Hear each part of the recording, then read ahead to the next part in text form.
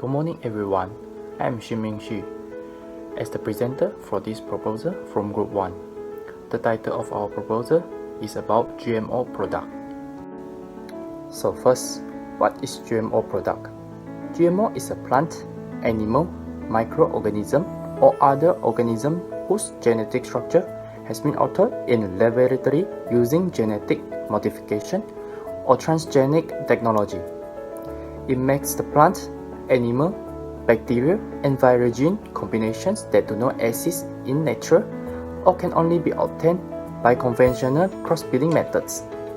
In fact, the commercial sales of GMO products started in 1994, and the majority food modifications have largely concentrated on high-demand crops such as soybean, corn, canola, and cotton. Let's talk about the relationship between human and religion in Islam perspective. Islam forbids eating of pork and anything from pig genes.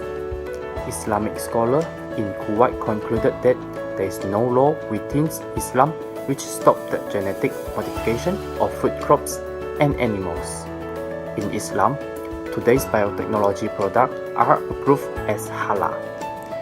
According to the Islamic jurisprudence culture, foods derived from biotechnology improved crops are halal, which fit for consumption by Muslims. In 2003, the Indonesian Ulama's culture approved the importation and consumption of genetically modified food products by Indonesian Muslims. By Judaism perspective, there is no consensus in the views of Jewish leaders on whether Jews can eat GM food products or engage in research in the area of GM food technology. Humanity was created in God's image, and this means that humanity can partner with God in the perfection of everything in the world. And therefore, Jewish law accepts genetic engineering.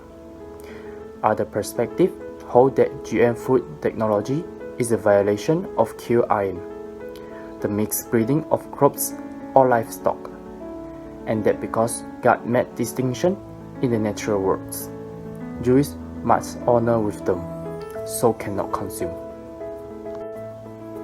In the Christianity perspective, as views of Rome on genetic engineering in 1999, the Vatican's Pontifical Academy for Life stated that modifying the genes of plants and animals is technologically acceptable.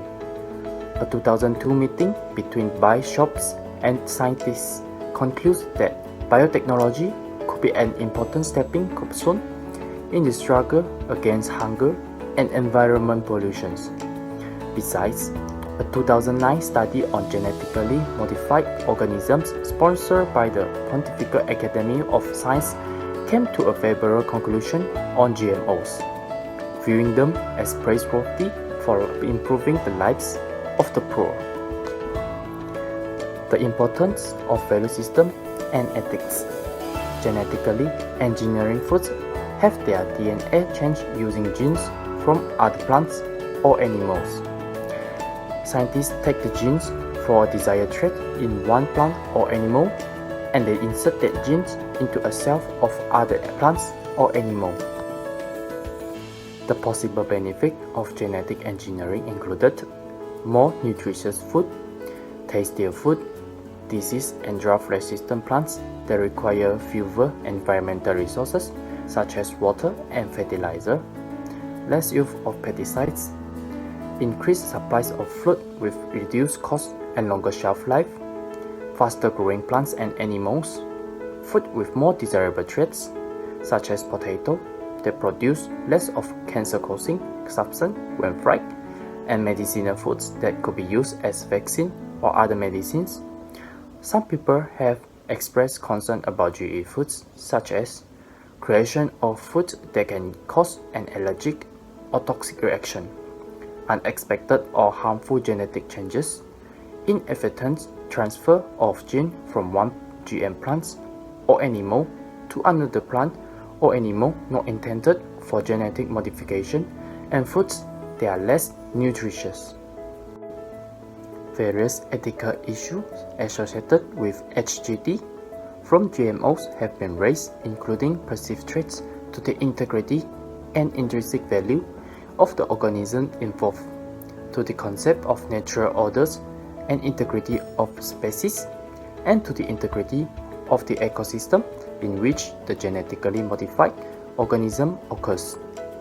5 sets of ethical concerns have been raised about GM crops: potential harm to human health, potential damage to the environment, negative impact on traditional farming practice, excessive corporate dominance, and the unnaturalness of the technology.